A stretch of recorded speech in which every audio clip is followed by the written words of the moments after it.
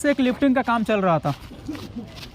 इसमें कुछ लोग थे उधर, मैं उधर एक पॉइंट देखा, सिग्नलिंग दे रहे हैं, सिग्नल उसका एक से अधिक, मतलब 2-3 लोग को देख रहा हूँ ऑपरेटर को सिग्नल देते हुए।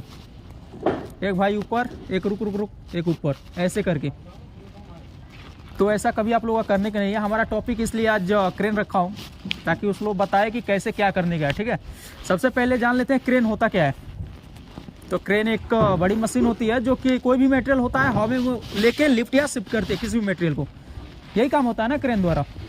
अब लिफ्टिंग क्या होती है?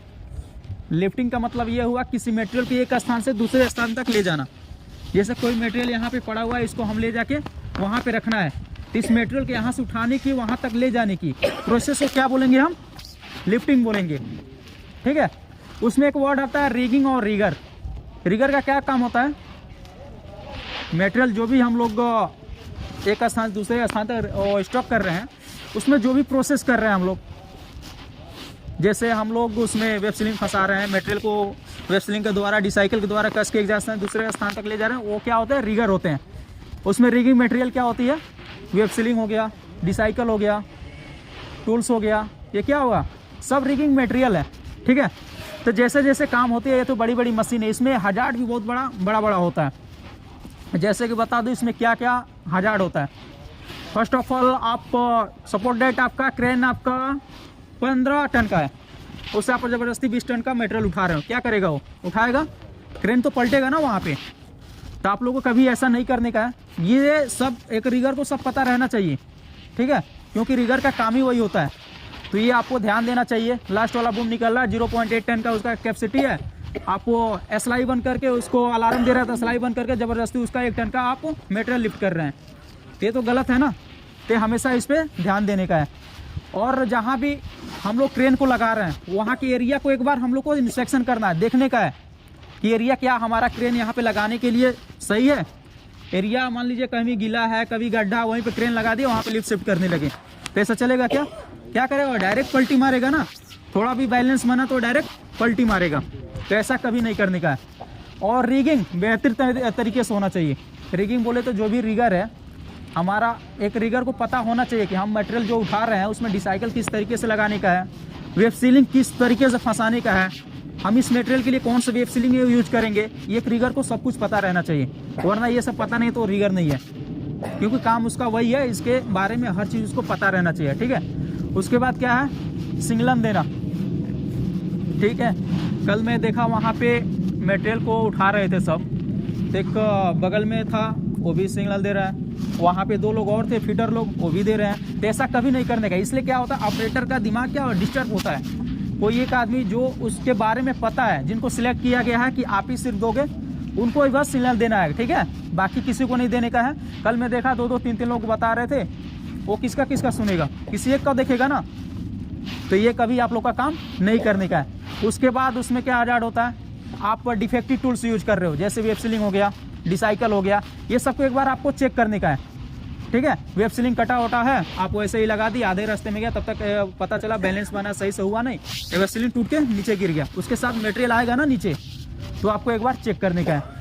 बहुत बार होता है उसमें क्या, मैकेनिकल फेलियर भी हो जाता है, जैसे बूम निकल रहा है, ऑटोमेटिक कुछ ऐसी प्रॉब्लम आ जाती है, नहीं मशीन है ना, मशीन में कुछ ऐसी प्रॉब्लम आ जाती है ऑटोमेटिक, मतलब खतरों का सामना करना पड़ सकता है। वही वो तो मशीन है, हम तो आदमी है ना।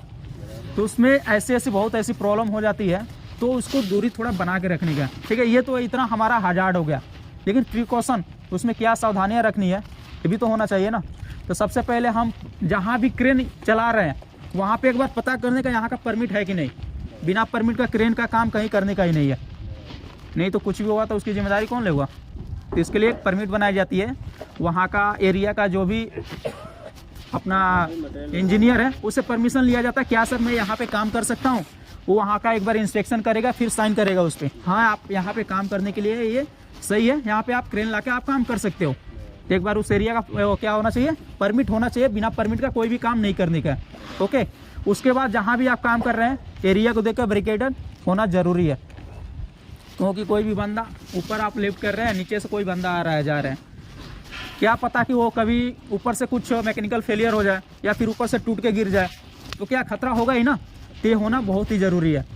और उसका रिगिंग का जो भी काम कर रहा है उसके पास फुल नॉलेज होना चाहिए। फर्स्ट तो आपका लिफ्टिंग प्लान होता है ना, लिफ्टिंग प्लान सबको पता रहना चाहिए। लिफ्टिंग प्लान होता क्या है, ठीक है। लिफ्टिंग प्लान कैसे निकलता है?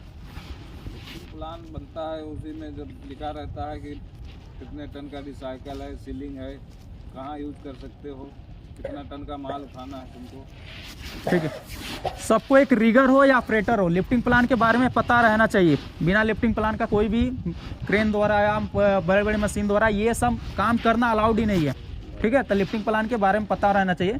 लिफ्टिंग प्लान में क्या होता है, मेन होता है बूम की लेंथ, सेकेंड होता है रेडियस, उसके हिसाब से चार्ट लोड लहरा रहता है। केबिन में ऑपरेटर लेकर केबिन में लगा तो वहाँ पे SWL सेफ वर्क लिमिट यहाँ पे हमेशा ऑटोमेटिक वहाँ फिल किया होता है। आप यहाँ से इतने केजी तक, इतने टन तक आप मटेरियल को लिफ्ट कर सकते हैं, ठीक है। ये सब उनको पता रहना चाहिए।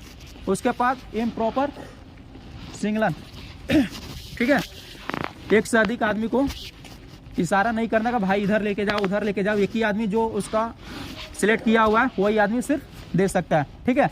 उसके बाद ऑपरेटर के पास भी कोई डॉक्यूमेंट क्लियर होनी चाहिए। ये नहीं कि किसी को ऑपरेटर को बैठा दे चल भाई ये काम करने का, ये ऐसा कभी नहीं करने का।